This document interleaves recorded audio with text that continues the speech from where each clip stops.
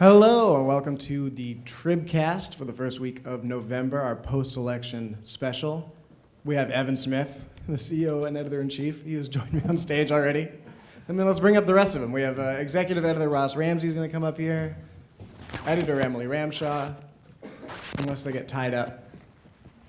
And then we'll get going. We're also going to have some special guests join us from time to time as we converse about last night's events. And then at the end, we'll do some time for Q&A, and it'll be great. But let's get started. How to go? Ross, who had a worse night, the Democrats or the supporters of keeping the rainy day fund flowing how it Battleground already Texas does? Is, I guess the name is for all the bodies laying on the field, right? Is the statewide executive and judicial swept again. They haven't lost a race since 1994. They've had a winning streak that goes all the way back to 1996. The only Democrat in statewide office was Larry Myers, who switched parties last year to run for the Texas Supreme Court. He got whomped.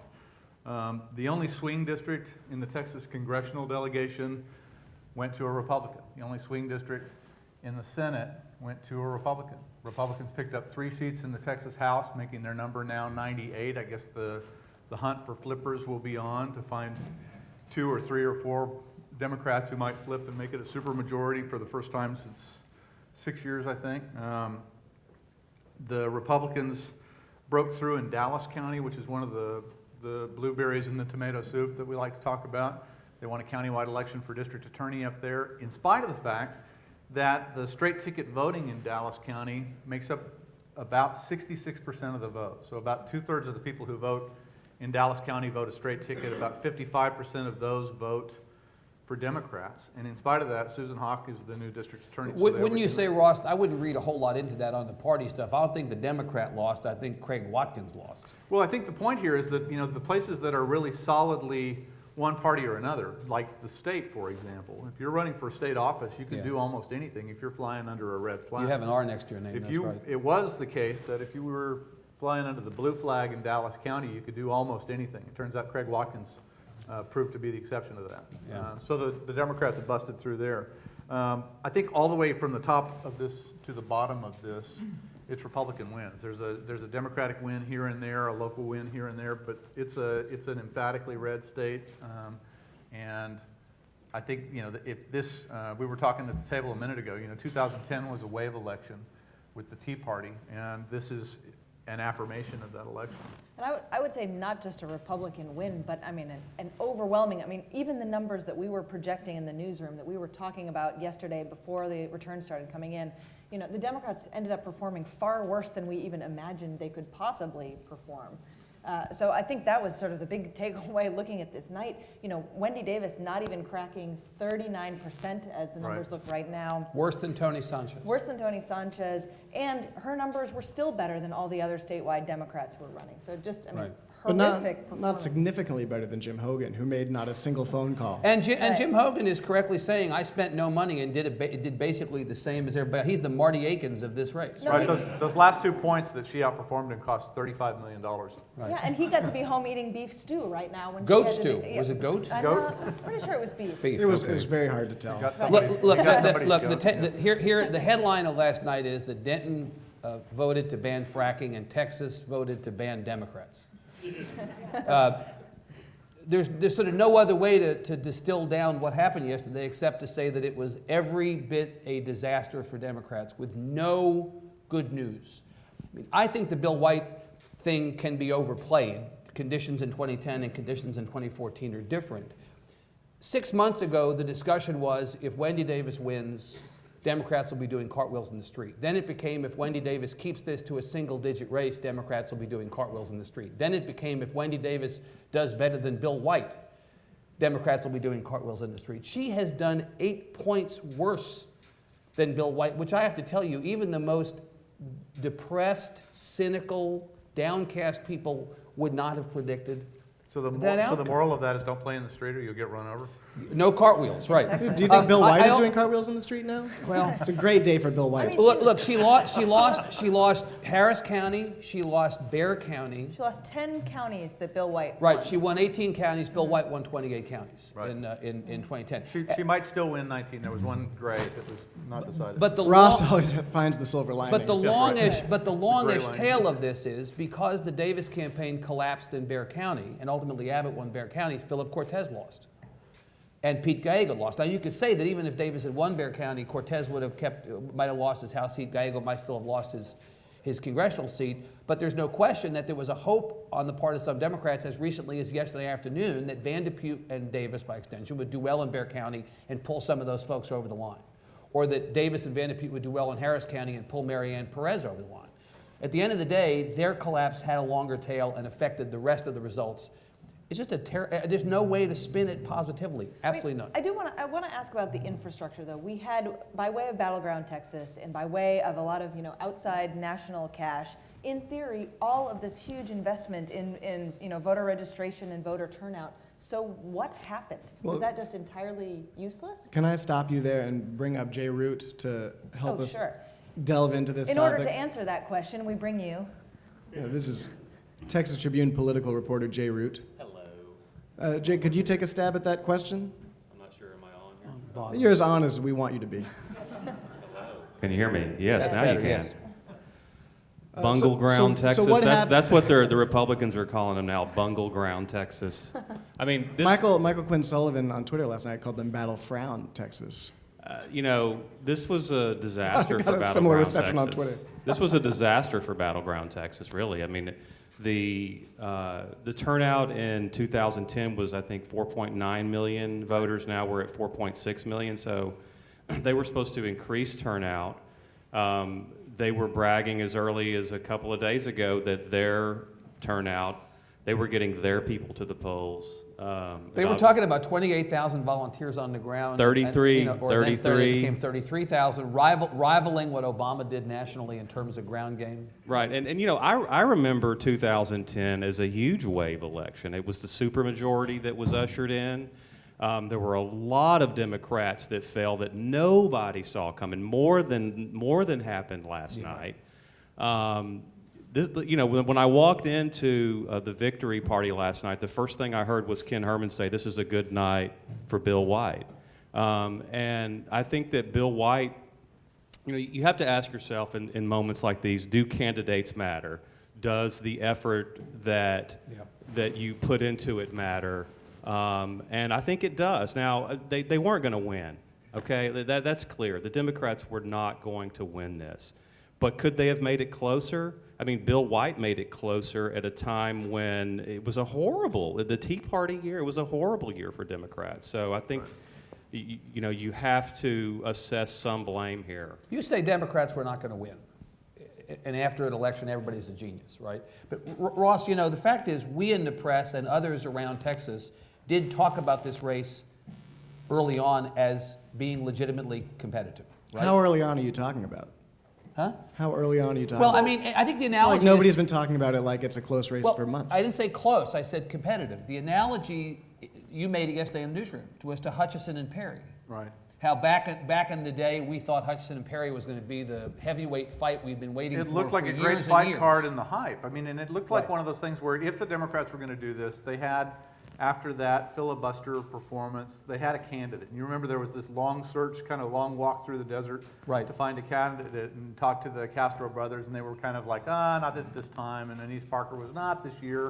And although the Democratic farm team was sort of like, I think I'm going to wait a little while, because those guys can read tea leaves. And then Wendy Davis and Letitia Van de Putte sort of came to the fore, and now they have a candidate. And the prospect of a race, I think everybody kind of looked at it and went, well, maybe at least they have candidates now. The other thing is everybody got this great sort of fake in 2008 in the Democratic primary between Barack Obama and Hillary Clinton, because they saw what Texas might look like if Texans turned out to vote. They got a big contest. It came to the state. The Democratic turnout, my numbers are going to be wrong, but the Democratic turnout was about 2.4 times normal. The Republican turnout was 1.5 times normal just because the Democrats were so exciting. And everybody saw this big giant Yep. thing and kind of went, wow, what if everybody voted? I had friends in places like Circle C and Plano and places like that going, wow, I went to a Democratic thing. I didn't even know there were other Democrats in my neighborhood. So there was this sort of bubble around that. There was the possibility of a candidate. Greg Abbott, whatever else you might say about him, is not a charismatic politician. And so you looked at it and there was a thought early on, maybe a Wendy Davis or someone who is a charismatic politician. Maybe if you introduce some Elvis into this race, you got a little something. We didn't introduce any Elvis into the race. So I think a lot of those things that looked possible at one time pretty quickly fell away. Or is it the voters don't care about Elvis? I mean, I don't know. I think voters do care about Elvis. Because I feel like there was Elvis injected into this race. I mean, from the very beginning, there was a lot of attention around it. This was a candidate who everyone was saying was the anti-Bill White. This was somebody who was incredibly charismatic, and having Letitia Van de Putte, who's vocal and outspoken and great on the stump. I don't know. I'm not sure that, and for them to perform worse than White performed, who was seen as sort of, the cut and dry, boring, for lack of a better word, candidate. That makes me think that voters here were just so staunchly Republican that even an Elvis doesn't move the needle. I think incredibly charismatic might be an overstatement. Compelling. I'm not sure perhaps. that Davis ended up being charismatic. I think that she was often described as wooden or leaden. I think that's the way. Is that in your stories? No, well, I think that was the way. Actually, I think that was actually the way that the. She was That described the by Los me. Angeles Times, I think, called Right. her leaden or wooden, something like that. Look, I think that the other big problem here was Battleground came in here and said, this is what you're hearing the Republicans saying, and I think that they have a legitimate point here. Battleground Texas came in here and said, hey, we're Barack Obama operatives. We did this all across the nation in Ohio and Florida. And all of, Colorado and New Mexico. they had yeah, a whole list, right? exactly. And we have this technology, and we're going, and the Republicans were had something where they could sort of hit the faux panic button and go, oh my God, here, it's happening. What we've said all along is happening. Barack Obama and his liberal buddies are coming here to try to turn Texas blue, and they gave them a rallying point in a way. Democrats caught the flu nationwide. They got Ebola here in Texas. This was, a blowout beyond what it had to be, I believe. Let's be fair to Senator Davis. Senator Davis was not, I'm kind of with you, Reeve. I don't think she was incredibly charismatic, but Senator Davis was as good a candidate as the Democrats have had in 20 years. And she had No, a I story. don't think She had that's a right. real story. I do. I think that Senator Davis was as good a candidate. I mean, you look at the people who ran, I think she performed worse, but as a candidate, I don't think Bill White was exactly any more Elvis-y than she was. But his campaign might have stayed on a more But coherent message. I think the problem is that she ran into, and anybody would have run into, the buzzsaw of political reality for Democrats in the state right now. The presumption was that somehow she could put together a coalition of Democrats who vote in off-year or midterm elections, plus Democrats who only vote in gubernatorial elections, plus some independents and Republicans of the sort who presumably supported her in her 2 Senate races in what we now know formally is a Republican Senate district, right? That was the path to victory.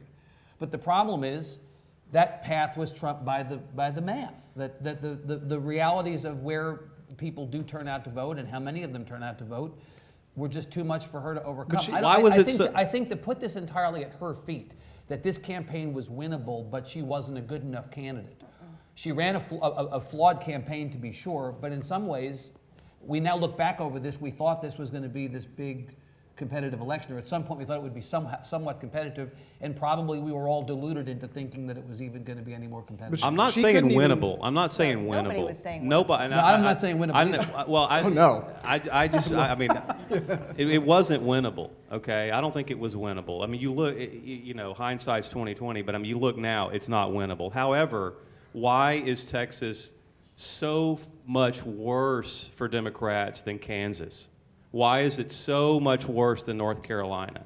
Why is it so much worse than these other states? And at some point, you have to look at the people who are running this. You have to look at their message. You have to look at their tactics. And you have to say, they took a bad situation and made it way worse. And what does this mean for the candidates in future gubernatorial elections? We've already been talking about the Castro brothers and what I mean, I'm sure they're looking at the numbers and saying, 4 years, 8 years, maybe not.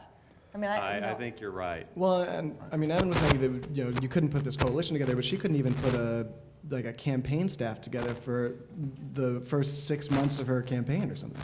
I mean, at some point you have to look at the what fell apart. Like, why couldn't they couldn't even get their first steps going?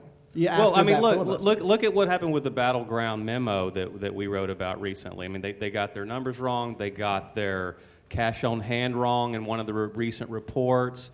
All of their predictions about why say that? Why go out there and say, hey, we got our people coming? Do they not know that we're going to see the results eventually? What's their elevator pitch to donors this morning? Okay, this is a long-term program. Our first election is behind us. Support us going forward because... Right. Click. That's what they're going to hear on the phone when they Is do it that. fair to Battleground to judge them based on this election, given that when they got in, they said it's not about 2014, it's a much longer play? Well, they said it's not about 2014, and then they attached themselves Right. almost entirely to Wendy Davis. And so then Yeah. it did become about 2014. Yeah, I think that in fairness to them, I did think they said at the beginning that it wasn't about right away. It wasn't about 2014, but invariably they were going to get judged on the basis of these. Look, we're using our time, and I understand why we are, to say that the Democrats did so badly, and let's give also credit to the Republican campaigns for not screwing this up. I mean, I think that what you saw, Van de Pute's word last night in her statement to Patrick was discipline. I congratulate Senator Patrick on running a disciplined campaign. The fact is, they all ran reasonably disciplined campaigns. The Abbott campaign played it totally down the middle, very few unforced errors, very cautious, drove the press crazy some of the time for being so cautious. Patrick and Paxton went into undisclosed locations more or less after the runoff. I was going to say They were very disciplined in refusing refraining from talking to anyone. Look, but Right. you know what? But and yet they won by these enormous margins. I mean, in some respects, the press is a loser in this campaign. Well, Because we were irrelevant to the outcome of this campaign. People didn't do editorial board meetings. They didn't give interviews since the runoff. They hardly debated. They hardly debated. The press complained. Call out the wambulance. The fact is that the press complaining ultimately had no bearing on this campaign, and in fact, they avoided the press had no bearing on it. Clearly that strategy works. It worked. I don't think the Republicans won their races last night. I think the Republicans won their races last spring. March and May. All of their really tough Right. races were in March and in the runoffs. There were, Dan Patrick beat 4 statewide office holders. You go down that ballot, you Yeah. remember those races, there were 5 people running for this one and 4 running for that one. That's when they had their tough races. And that's where they actually, if you go back and look at their spending, that's where they actually had to spend money, had to go out and engage voters, had to do debates, had to do Right. editorial boards, all of that stuff that you're talking about. The fact was, by the time they got to the general election, it was like, this is, if we don't screw this up, a Yeah. cakewalk. And the Patrick case is the best one, I think, because Patrick was the candidate Democrats wanted to run against. If you remember, all these smart-ass West Austin Democrats and people like them said, well, Van de Pute's already won this, so we're going to cross over and vote for Patrick in the primary because we think that he's like one of those unexploded devices on the side of the road in Afghanistan. If we just drive by him at the right speed, he'll blow up. And he doesn't blow up. And he didn't blow up. They said they wanted to run against Patrick. Well, they got what they wished. And so I think of all the Republican candidates, the one who probably did show the most discipline in not blowing up and in not making this into a competitive deal was Patrick. And, in the end, he's gonna be maybe the most powerful guy in the state of Texas. Right. I mean, what does that foretell for how he behaves in the Senate? Well, the first thing he did last night was cut off Abbott's acceptance speech. Yes, While that's Abbott true. was on the 10 o'clock news last night doing the acceptance speech, they kind of looked at their watch at 10:11 and went, it's time to go. And Time to go. Yeah. Patrick grabbed his mic and went. And, Local Houston TV's only TV gonna be stations all live had for to this jump. long. So. Speaking of time to go, Jay, do you want to get in the last word before we send you off? I think he Yeah, just got I'll- booted off the stage. Well, I would point out that I asked the Texas Legislative Reference Library to find me the last time that all of these executive level positions were on the ballot. And they went back to 1906. I could only get you to 72, I think. You had people like Robert Calvert and some of these other, who was comptroller for 20 years or however long it was. But they could not find, and they went back to where modern record keeping began and could not find another example. So you're looking at a historic potential opportunity. These were open races, okay? And you know, the governor is under criminal indictment. The attorney general candidate, elect now, has admitted that he violated the Texas Securities Act and paid a fine for it. There were some potential headwinds here that meant nothing in the end. So I do think that candidates matter. I think that the effort that people put in there and their tactics matter. Again, it was not going to happen for Democrats, but I think you can make the case they made it significantly worse. But than it had you to agree be. that it did that as long as you had an R next to your name, you were cool. Oh, absolutely. That's no really question in the about end, that's it. what it No. was about. Yeah. All right, well, thank you. Okay. Thank you, Jay. Now, we have one more special guest. Let's bring up Jim Henson from the University of Texas at Austin's Texas Politics Project. Sorry, I was delivering technical information. So, Jim, you do our polling. You've looked at the numbers. Was there any path to, since it wasn't winnable, we don't want to say that, but any path to a better loss for the Democrats here that they missed? Oh, I Path don't to a know. better loss. A path to a better loss. That's quite the slogan. I think that was their problem to begin with. I mean, you know, that was kind of the slogan from day one, is there a path to a better loss? You know, I mean, you guys were talking earlier, and I was, you know, wincing a little bit. I mean, just in terms of, well, you know, this was, well, it wasn't competitive. It was maybe sort of competitive, or it, you know, I mean, Davis didn't lead a single poll. Right. The fundamentals going into this were the fundamentals we said from the beginning, that Right. what we needed to see was a shift, some kind of disruption to help Davis. We didn't see that, and I think in a lot of ways everybody was looking in the wrong direction in terms of the demographics. Demographics were destiny this time, but the train was coming at the Democrats, not, you know, they weren't waiting to get on Well, it. I mean, talk about that a little bit, and talk about that among Hispanics, and talk about that among women. Women, right. Right. Well, I mean, you know, look, I mean, the main thing with Hispanics is that if the exit polls are to be believed, the first round, and it looks about right, the share of the Hispanics in the composition of the electorate didn't change. It remained stable. It went up from 15 to 17% between 2006 and 2010, stayed at 17 in 2014. And that's a problem. And then, obviously, Abbott made headway with Abbott got Hispanics. 44% of the Hispanic vote. If you Right, and believe the people, exit you know, polls, I mean, right? there were a few people around a few weeks ago that thought that was completely crazy to figure that Abbott could finish in the 40s. But if you look at Hispanic men, it's part of the gender argument here. Yeah. I mean, I think the big thing you got to look at here are white folks and men. And everyone was looking at Hispanics and women.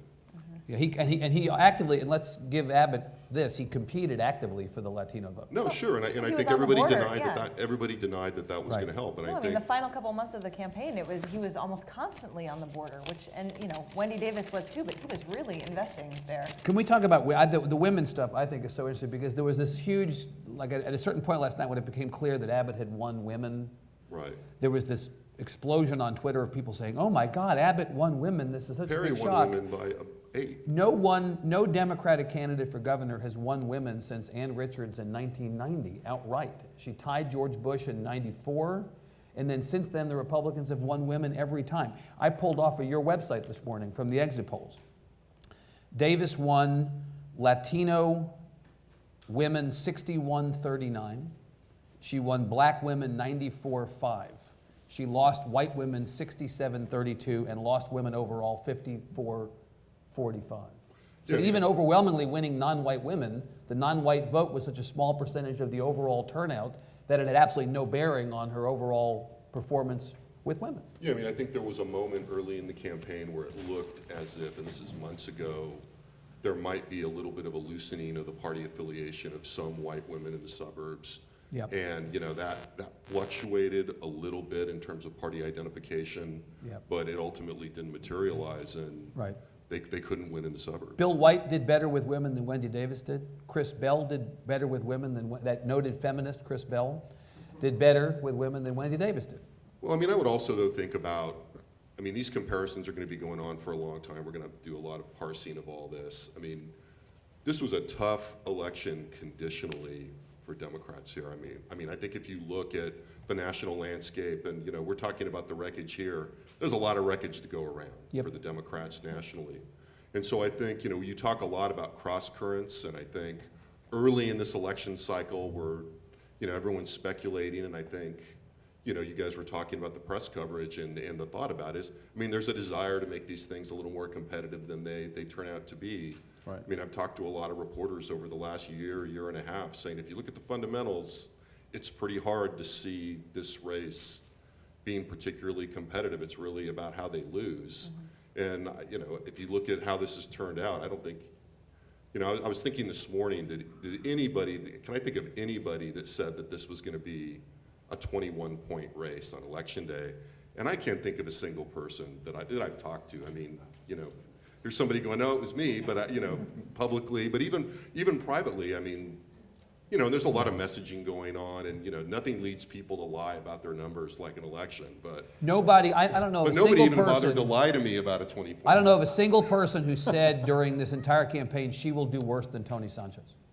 Well, did you guys think that turnout would go backwards? I was thinking when Evan, when you were talking about this coalition that Wendy Davis was putting together, it was a coalition of zombies. It was it's a coalition of non-voters. It's like, these guys don't vote and they wanted them. They might have had them for all I know. They didn't show up last night. I don't know who they were for. They wanted these guys. They didn't show up. They wanted these guys. They didn't show up. All the non-voters were non-voters. I guess it's like a photoshopped Walking Dead, Walking Democrats thing. But who thought it would go backwards? It went from 5 million to 4.7 million, and this is in a state where registered voting is up at a record, where the population has grown pretty strongly over the last 4 years. It's a bigger state than it was 4 years ago, and fewer people are buying And this 4 product. years ago, we had the worst voter turnout in the entire country, 51st out of 50. And so we had fewer people turn out now in a state that has grown in population. And I think that's going to, I'm sorry, go Oh, ahead. no, I was just going to say, so does that mean that registration efforts are working, but turnout efforts are not? I think that's right. Well, I was just going to that's- say, that's going to be one of the big postmortem questions in going through kind of county by county and looking at this stuff and figuring out, in many ways, the argument, you guys were talking about Battleground Texas, was this comprehensive plan of multiple points of contact, integration, and turnout. And it may be that the turnout effort just failed at the last minute. But I think the other interesting thing about, well, go ahead, Reeve, you were going to ask. Well, no, if your plan is basically, we'll just register everyone, if we can get everyone out to the polls, everything will change for us. But it seems from the results last night that the Republicans are already doing so well on the persuasion side of the voting thing that, you might just end up turning out Republican voters. Well, I think we're a little bit beyond that to the extent that people are targeting pretty specifically, but I also think that the Republicans have caught up pretty well in Texas and elsewhere. And in your latest polling, it looked like all of the whole issue set was Republican. Well, yeah, I was going to say that there's two things about that. It's one, the issue set that was on there. I think Rick Perry probably didn't do it for Abbott per se, but Rick Perry did the Republican ticket an enormous service by sending the National Guard to the border. That was obviously a galvanizing move among Republicans and not unpopular among a decent swath of Democrats. That really helped. And then, what you're kind of referring to, Ross, the stability of immigration and border security is the most important problems among Republicans, and particularly interested Republicans and Tea Party identifiers is a huge asset. If you go and you look over at the Democratic side, there's nothing galvanizing Democrats, so you have two real problems. You have a massive public opinion that's not galvanized and difficult to appeal to, and a lack of organizational infrastructure to really try to change that, or elite leadership, in social science terms. And then on top of that, you've got a national environment that is really, not breaking your way. So And acknowledge that, while the Republicans had those issues, what Wendy Davis was most closely associated with, fairly or unfairly, was an issue of abortion that has an absolute double edge to it. For every person you pull towards you, you potentially in the electorate push somebody away from you. That's a hard, if she had been running on the basis of the issue that was her first filibuster, public education, a much more bipartisan issue, maybe that's an issue that galvanizes people. But if abortion is the thing that you're associated with, and she had a complicated relationship with that issue out front or not out front during the entire campaign, that's another built-in landmine you've got to. Well, and I haven't looked closely enough at the exits in terms of, usually they ask, what was important to your vote. Going into this, though, neither of the candidates wanted to talk about abortion. Both of them had their sensitivities on it. Until September, And when the Davis book came out. Well, the book, but even that, it's not like they wrote that particularly strong. I mean, they used it to appeal to specific constituencies, but I think their polling was telling them the same thing that everyone else's polling was saying, which, abortion was a landmine issue on both sides. I mean, the Abbott campaign didn't go out of their way to talk about it either. And when we asked going in what people were talking about, what they thought was important for the vote, Right. even at that specific item focused on the election, it was still immigration and border security among a huge swath of Republicans, and that just drove it. Plus all that Governor Obama stuff. Yeah, well, and obviously, yeah, that's the other piece about the national environment. Obama did not lose this election, though, for Davis. I mean, I think we're in agreement about that, right? But I think- He didn't help. I think but Obama accounts for a lot of the difference between the Davis performance and the White performance. Fine.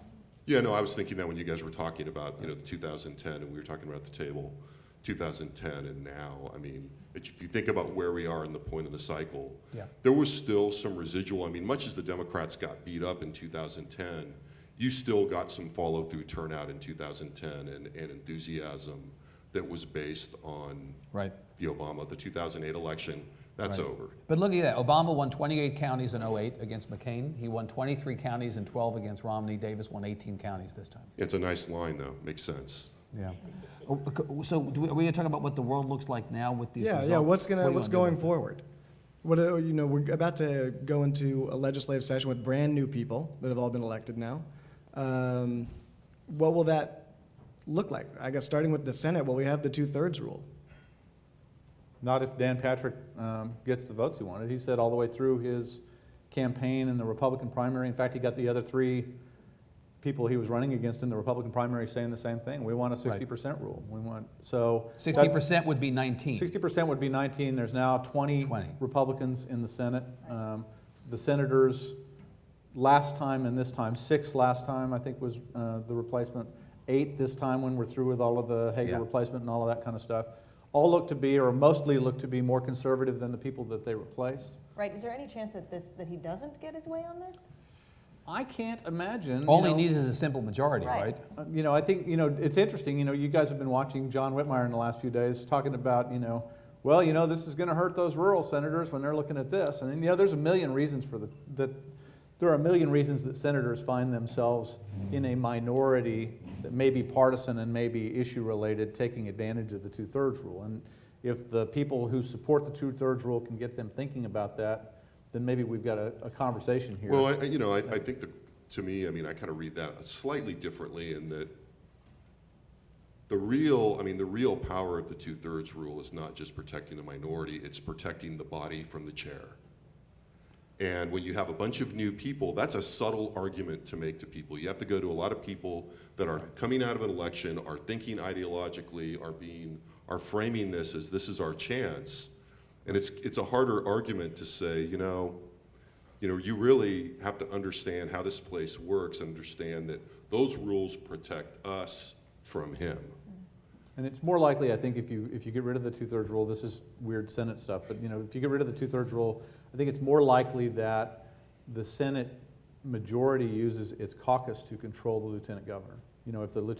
If they think the lieutenant governor's off the chain because he's basically the calendars committee, and if the lieutenant governor's off the chain, I think, watch the Republican caucus. I'm prepared to say here, with fear of being wrong, but I could whip that vote. There's no way in hell the 2/3 rule is going to survive. There's no way. Right. So speaking of on the chain or not, what kind of lieutenant governor is Dan Patrick, and what's the relationship going to be like with Abbott? He's going to be exactly the lieutenant governor he's been as a candidate. I think the fact is Dan Patrick did not etch-a-sketch himself back to the center for 1 second between the runoff and the general, and I can't believe, knowing Dan Patrick as we do, that he has any motivation whatsoever to be anything other than who we know him to be as lieutenant governor. But you've seen Dan Patrick evolve and change in the Senate a little bit. I mean, he came in and,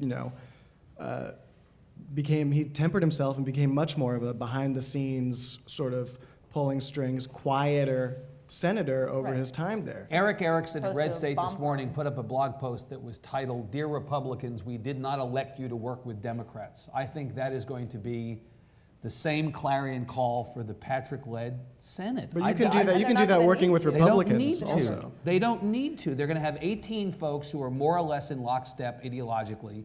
You're going to have what passes for two purple senators in Kel Seliger and Kevin Eltife, who are not incidentally or See how you just painted targets on those guys? former mayors who ran as nonpartisan candidates for those mayoralties, who as mayors had to get things done or people come to your house, right? They're going to be the two folks kind of in the purple section. And then you're going to have the 11 Democrats who may as well not come to work for the whole session. Because they can't get anything done and they can't prevent anything from happening. I think you get the tale of two Patricks here. You get the Dan Patrick who's sort of developed an ability to work behind the scenes on things like education and stuff like that. You know, if you talk to Joe Strauss, he says, you know, Patrick actually worked with us on the education bill.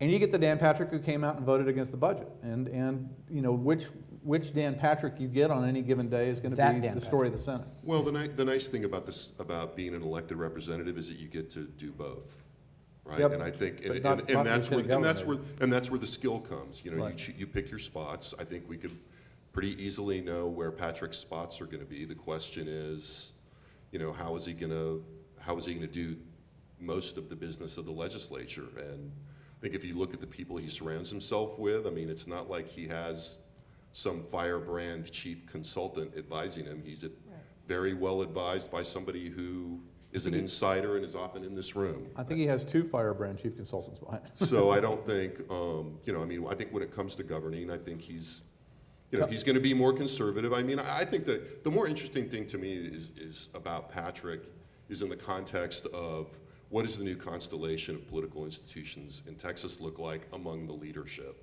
right? Because I think we've come out of a period with a very, for kind of obvious reasons, a governor who in his last 4 years was very influential, and a lieutenant governor who's been relatively passive.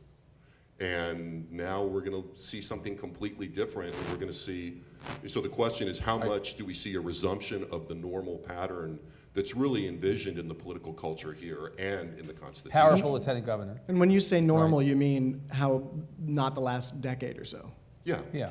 Yeah, And I mean, I know that's normal for you because Right. you're a pup, but And the whole idea that this is going to be a session in which it's going to be the House versus the Senate, I think there's some legitimacy to that. Oh, absolutely. I mean, I think the person with the hardest job going into this session is Joe Strauss, for sure. Yeah. They'll come to that, you know, that old Sam Rayburn line that, you know, the Republicans are the opposition, but the Senate's the enemy. The House will come around to that somewhere in the middle. But come back to this question of Patrick, please, and this idea of how it's going to go. Tell me an issue, any issue on which the Patrick-led Senate, given the ideological makeup of that Senate and Patrick's own disposition, give me an issue on which they're going to work with the Democrats. Where are they going to find common ground beyond criminal justice reform or something that at this point is almost a cliche? Give me something else. Single issue. Regulatory issues. I mean, they'll, you know, 90% of what the legislature does, which, you know, nobody covers and very few people talk about. Right. I mean, I think, you know, in terms Blah. of regulatory issues, lots of sunset stuff. Yeah, it's just the stuff that affects, you know, people's lives every day. Sorry. Yeah, You but know it makes, what? doesn't get a lot of clicks on the website. Yeah, right. Yeah, it's not clickbait. Yes. Electricity does not a lot of clicks. But so even though we've had an entirely Republican governor, Republican lieutenant governor, everything, you know, even though that's not changing, we are expecting a fairly significant shift in the legislature and how things move. Yes, is that what it sounds like? Well, not so much in the House. I'm, you know, with respect to Representative Stickland's claim to be coming back and bringing friends, he's bringing about as many friends as can fit in the Land Rover, honestly. He's not bringing that many friends. And the ideological composition... You'll need a few good ones. The ideological composition of the House is not changing dramatically enough that Speaker Strauss is, as we sit here today, at risk of not being Speaker Strauss. And if Speaker Strauss is the Speaker and appoints the committee chairmanships, and if the disposition of the House is not all that different from last time, then I think we see the House-Senate thing setting up even more clearly. I don't think there's going to be a huge change in the House. I don't. You'll have new chairs of appropriations and Ways and Means and Higher Ed and Natural Resources, at least, off the top of my head. And so new chairs are going to mean new things, but basically the House is not going to be all that different, right? Yeah, I think the continuing story in the legislature, and this started probably in 2010, maybe earlier, is going to be the ability of the Republican leadership to negotiate the factions inside the Republican Party. And, you know, is Abbott going to be as good at that as Perry has been? Is Joe Strauss going to continue to keep that balance in the House, or does 98 threaten that? If they flip a couple more seats and get a supermajority, does that threaten that? What does it mean that the Senate is more conservative as a body?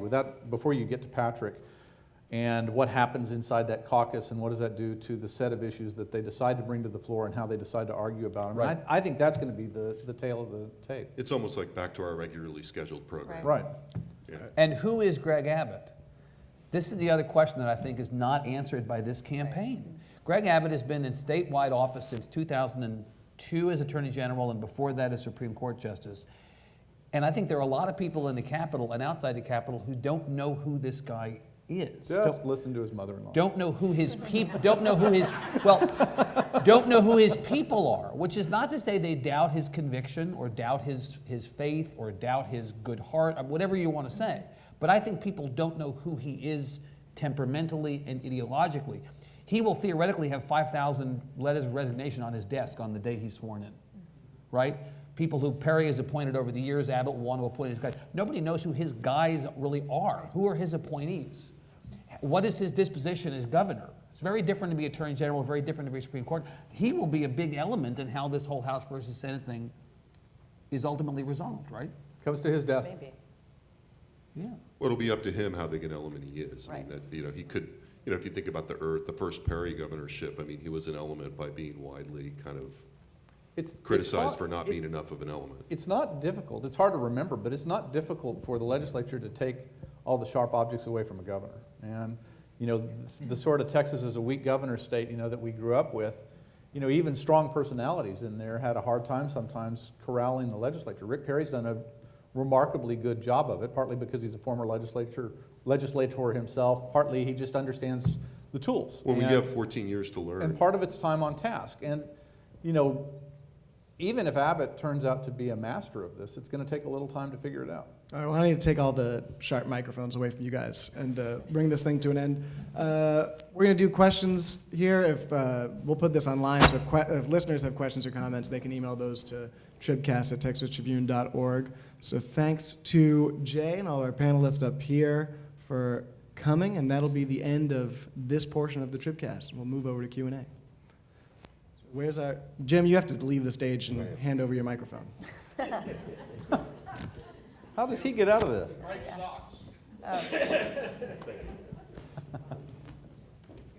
So if you have a question, yeah, raise your hand and Agnes will bring you the mic.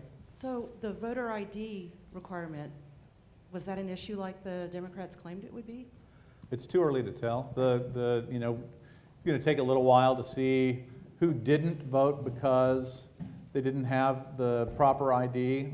It doesn't look like voters were very excited. The coalition of the non-voting didn't vote, and people didn't peel themselves off the couches. You've got to go to court with some kind of an argument of, but for voter ID, this would have happened. And I'm not sure that voter ID changed this election. It might have changed some individual people's ability to vote.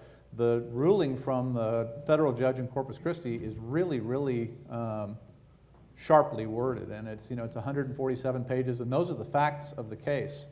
And all the appeals court will do is decide whether the decision was right. But I think the important thing rolling forward in a legal sense is this argument that Texas intentionally discriminated in a way that should put the state back under the bail-in provisions of the Voting Rights Act, which basically would mean any changes, if that holds, would mean that any changes in Texas election law would have to be approved by the feds before it could be put into effect. It's like the old Section 5 that we were taken out of, but that'll take a couple of years to sort out. But you can imagine that the Democrats will make that argument, especially with voter turnout being down the way it is. Sure, and especially with this assumption that maybe there were 500,000 people who were able to vote last time who wouldn't be able to vote this time.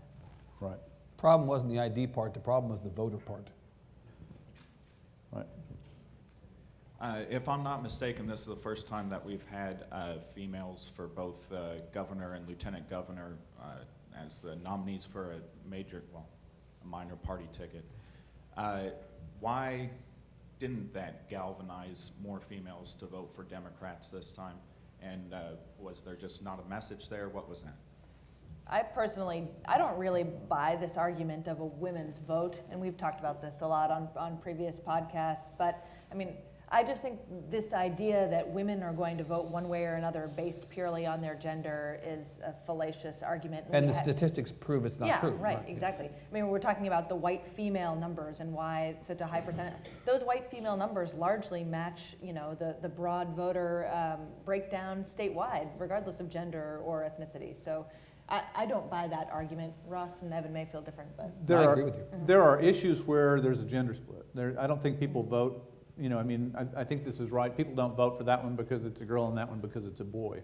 But there are some issues where people split. It wasn't the issue set this time. This time the issue set was border security, immigration, Obama. It was a bunch of issues where there's not really a gender difference. If you get elections from time to time where there are gender differences on the issues that are sort of at the centerpiece of the election, but this wasn't one of those elections. And I would say that the abortion and women's health issue set galvanizes women in Austin in a huge way. I don't Right. think that is the driving issue, say, for suburban women in Dallas County.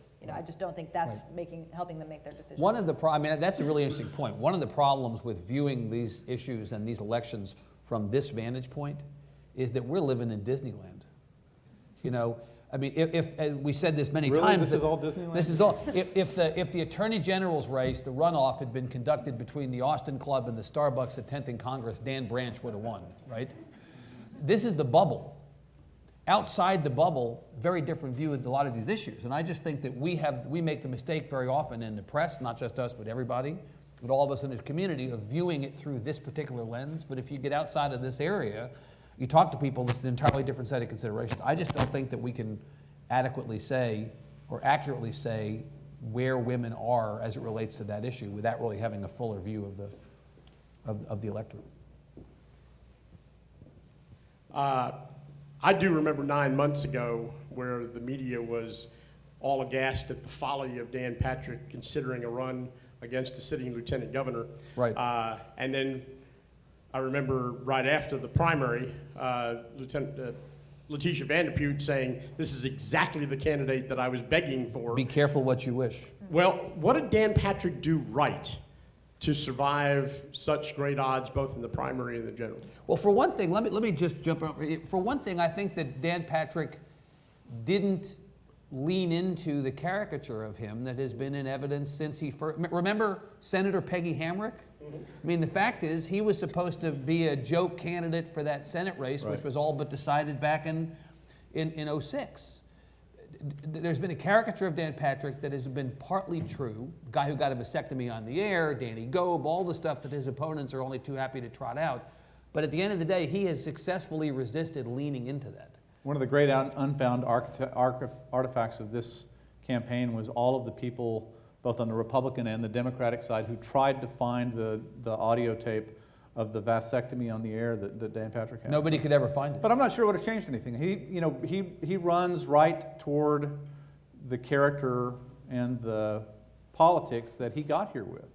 I had the opportunity to moderate a debate during the primary and during the general. And what was interesting about that during the primary was all of the 4 Republicans ran toward the most conservative part of their party, and he beat them there. By the time they got there, he was already on the Hill with the flag up. In the general election, which was kind of interesting, you're used to candidates migrating back toward the middle. And what was interesting when he and Letitia Vanderpute debated during the general was he stayed right where he was in the primary. Some of the emphasis was different, but none of the positions were changed. And none of the tone was changed, or a little bit of the tone was changed, but not a lot. He's running as what he is. He's, this is exactly what it says on the label. I am what I am. It's kind of a Popeye campaign. And 2 other things on that. I think that he set the terms of the conversation in both the primary and the general. His opponents had to fight on his turf. Right. So remember, whether he was attacking Todd Staples for voting for health care for undocumented persons or wanting to have driver's license or permits for people who are undocumented, everybody's having to respond to Patrick. So he never exploded.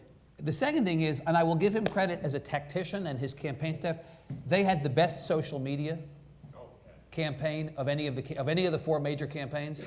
They were really light years ahead of the other campaigns in terms of how they deployed the modern tools of campaigning.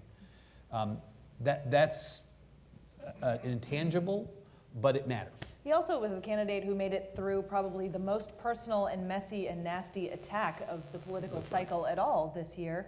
You know, I mean, Right, the Jerry Patterson Oppo dump. right, we've almost forgotten about it. It feels so irrelevant by this point, but that was a pretty Right. incredible thing to go through and to handle quite gracefully. Yeah. So from last night's results, you could forecast another 20 years of elections for Republicans winning. What would the Democrats have to do then to change that? Would they have to move toward the center to make it more palatable? You know, the Republicans got where they are by sort of changing the Democratic Party from the inside. You know, you remember this, you know, there were these, Texas was a Democratic state. It was a really conservative state, even when it was a Democratic state. And we had, you know, the Yarborough guys and the Connolly guys, and we had something of the fracture that you now see in the Republican Party. But one of the things that we had there that we don't necessarily have now is Republicans voted in Democratic primaries. And I think, you know, we're going to have to go through a period where Democrats start voting in Republican primaries. That's where you win elections. You win them in the spring. And, you know, if that happens, you know, the problem with the Big Tent is it always calves. It always, you know, you always sort of start looking at the other people at the table and saying, you know, you're not one of us, and split. The Republicans haven't done that. And part of the reason they haven't done that is because I don't think the Democrats in Texas have figured out what it is that voters are buying and what it is that voters want to hear and what it is that voters want to do. They haven't figured out how to address those issues in a way that attracts enough voters over to make them a viable alternative. So you're suggesting the Democrats vote in Republican primaries to cause the outcomes of those Republican primaries to slide farther to the Well, right? I just think if you Has want to that have a ever voice worked? in government, you know, the place where you vote is in a Republican primary right now. That's been the case in Texas for 20 years, and I think, you know, if you look at somebody that you're trying to get to vote, a non-voter, you're going to this coalition of the zombies again, and you go to them and you say, what would make Yeah. you vote? It's like, I want to have a voice in this stuff. I want to influence some issue that actually has an effect on my life. And if I vote as a Democrat, it may be a noble thing, it may be what I actually believe, and it may be, but it's a thrown away vote. The flip side of that, though, may be that the Democrats have tried to play this too cute and too cautious for a while now and run candidates who brag about how they're conservative Democrats and they're centrists. Maybe what the Democrats need to do is Doug Flutie this campaign. Put the ball in the end zone because you can hardly do worse than you're doing now. Somebody suggested a couple years ago, and they picked Rafael Anchia, and I don't mean to pick on him, but he was the suggestion. Put Rafael Anchia on the back of a flatbed truck, no jacket on for the entire campaign, sleeves rolled up, ties loosened, and have him just run an old-fashioned, progressive, populist Democrat, none of this centrist BS, just run all the way to the left. There's no proof there's a market for that. There's no proof Right. there's not. I think we got the proof last night. No, she did not. I would dispute that. She did not run that campaign. Well, and you do run into that She did not run that campaign. That was sort of this Battleground weird ran moment that in her campaign. campaign where she came out for open carry, where I think people thought Right. this what the you know. This is the flip side of the argument for Cruz running for president as Cruz in a country that is probably not as red as he is or as Texas is. You ran two fake conservatives as the Republican Party nominee for president in each of the last two cycles. How'd that work out for you? Not well. If Hillary Clinton is the Democratic nominee and she's inevitable, what do you have to lose by running Ted Cruz as the nominee? Test the proposition that if you run somebody who is truly who he is, I mean, the Democrats could decide next time. I don't even know who the hell their candidate is next time, honestly. But if the Democrats decide they I want to don't think test there's a this, line. No, clearly.